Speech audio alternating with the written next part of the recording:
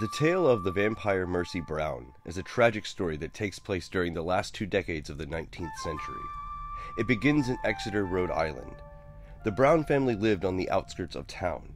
In 1883, Mary Brown, the mother to the family, died of tuberculosis. Not much was known about the much-feared disease at the time, and people called it consumption. 6 months later, the eldest daughter, Mary Olive, also caught the disease and unfortunately perished as well. 7 years passed, and then the 2 younger siblings also contracted tuberculosis. Mercy Brown was seriously sick, and Edwin Brown was sent away to see if he would recover. Mercy Brown did not survive the winter and died shortly later in early 1892. Edwin came back to his father's house, his condition not improving.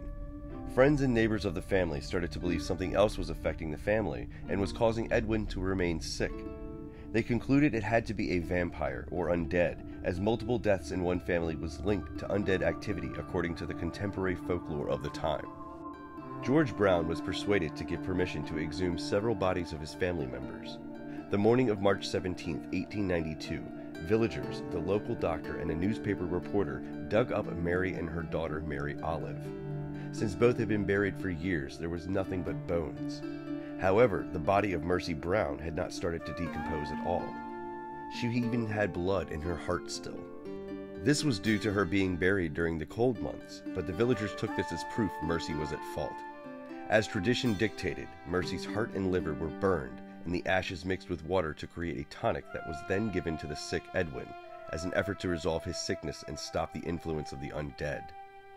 The young man died 2 months later. What remained of Mercy's body was later buried in the cemetery of the Baptist Church of Exeter after being desecrated.